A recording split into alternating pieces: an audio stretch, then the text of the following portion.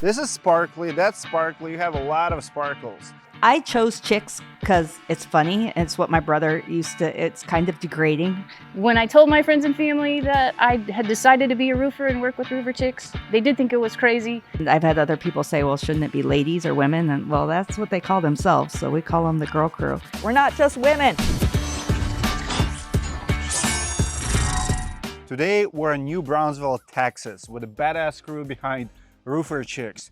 These women aren't just in the roofing game, they are changing it. In this episode, we dive into how they build their business, the challenges they've crushed, and what makes their approach to stand out. You'll see their hustle, their passion, and why they become one of the most respected names in the industry. I'll show you how they are different from anyone else around. Let's go.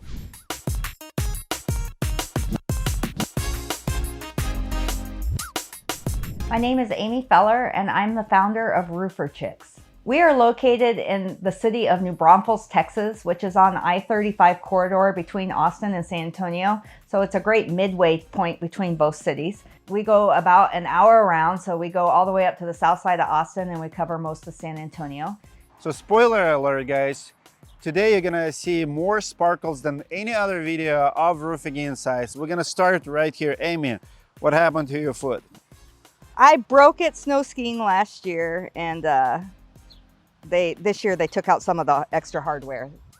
So hopefully I can ski again. That's the goal. I've been here for 10 minutes and you can actually see, you see the color purple, but this is sparkly, that's sparkly, you have a lot of sparkles. Is it part of the branding? Yes, the hot pink is part of the branding. Hot pink, sparkles? Yeah, we are hot pink, gray, black, and white. I started my company back in 2016 as Feller Roofing and rebranded to Roofer Chicks in 2021. Girls that work on my repair crew, they call themselves the girl crew. The girl crew. And I've had other people say, well, shouldn't it be ladies or women? And well, that's what they call themselves. So we call them the girl crew. And we've even had a boy on the girl crew and he didn't seem too bothered by that.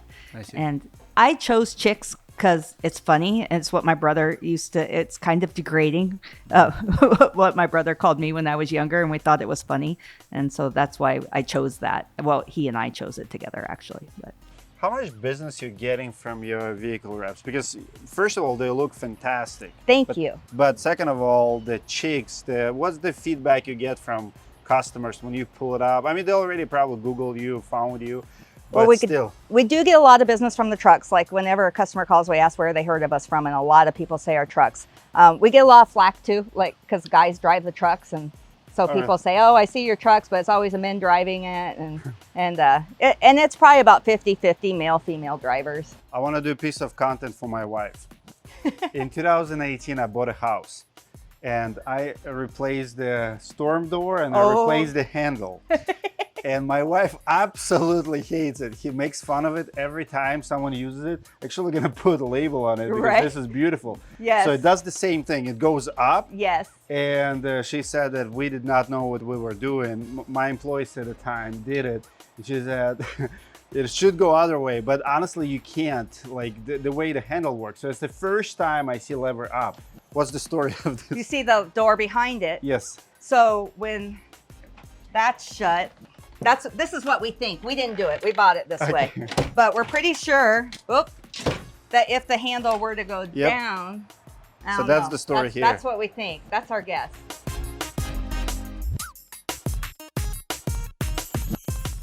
This is our front room, and we've turned it into a showcase of sorts.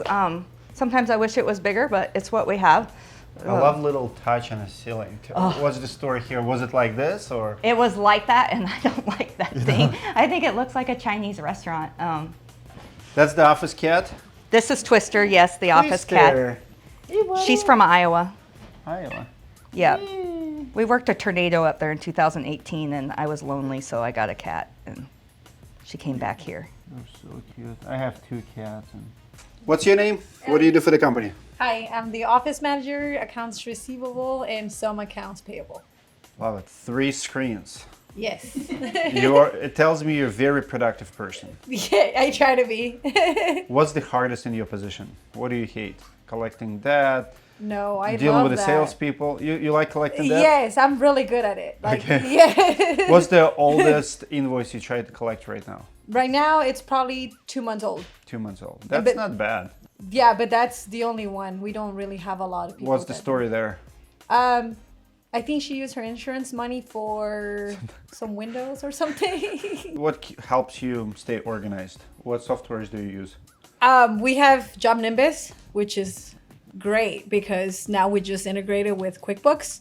So my job got cut down in half. I don't have to upload like every invoice, everything into Job Nimbus. Yeah, so that really helped. And all of our customers, I don't have to manually add them into QuickBooks because since we synced, everything is already in there. So it's QuickBooks, Job Nimbus that we use. What's number one feature that you absolutely love of Job Nimbus or any other software you use on a daily basis? I feel like I love the QuickBooks and Job Nimbus, like I said, the integration, because it makes my job like a lot easier. I don't have to manually keep in there. I can keep track of all my payments, every money that comes in, every money that I have to pay out, like everything is already in there. Did this cat claim your office? Oh yeah, she's my cat now. Yes.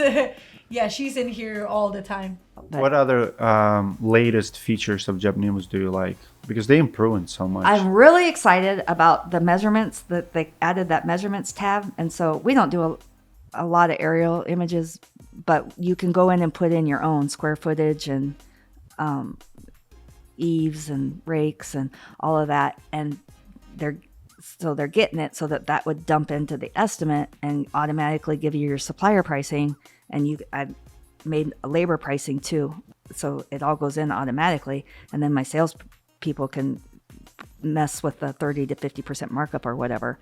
And I'm real excited about that, but it's not quite working yet. I'm having the ABC integration. I'm having a hard time, and I buy mostly from ABC.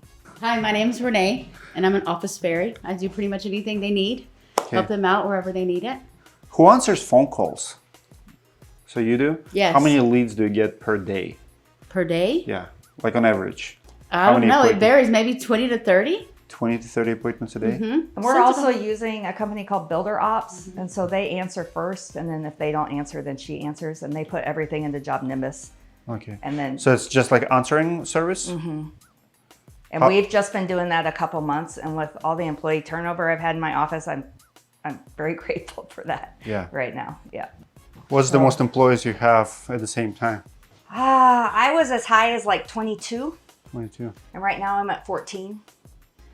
Oh. Is it because you became more efficient or you downsized or are you doing the same? We're still doing the same revenue numbers.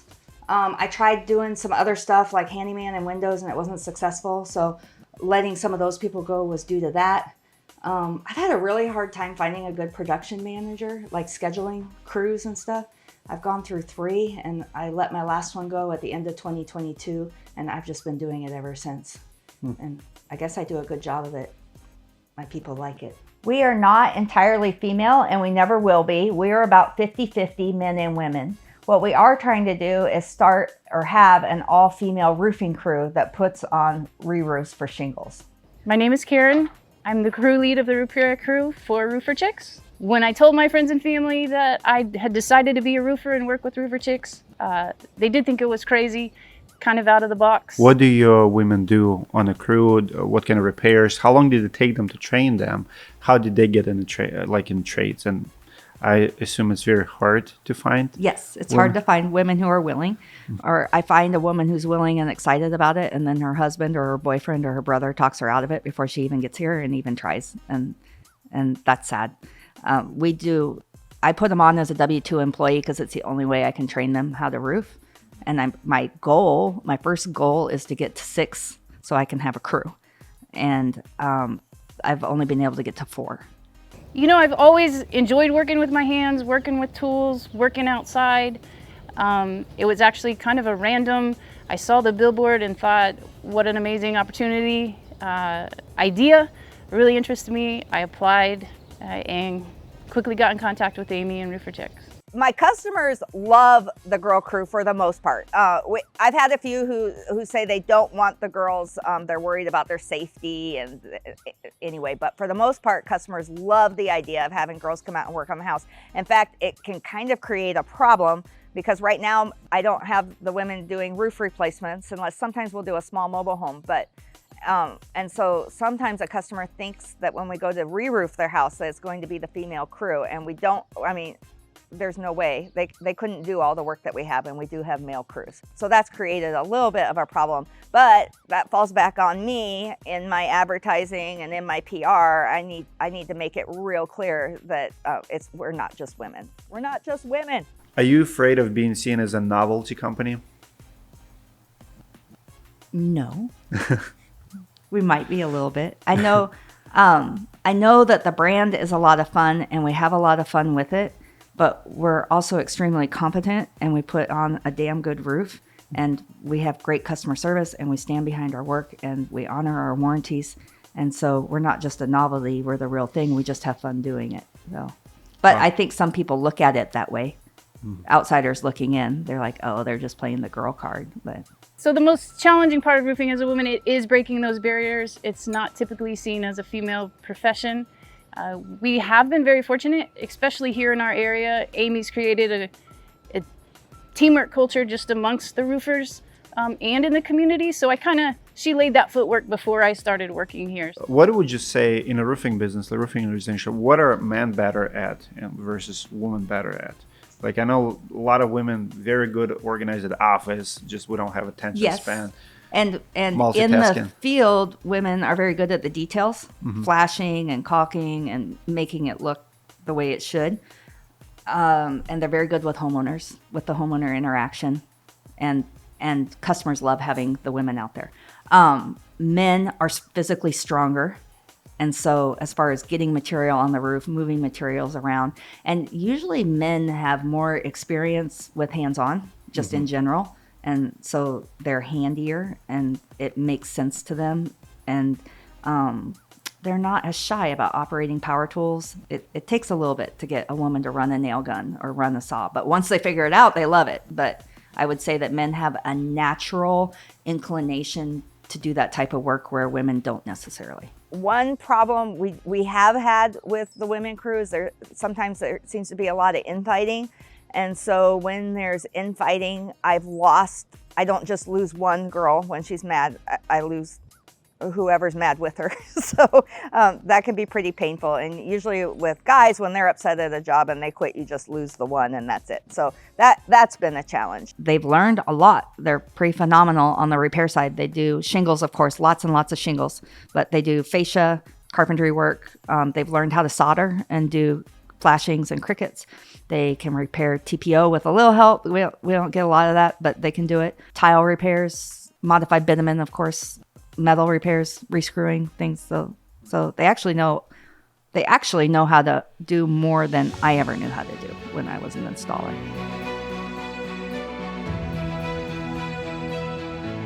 You know, if I could talk to other women interested in roofing, just do it. Just do it. Just apply, get started.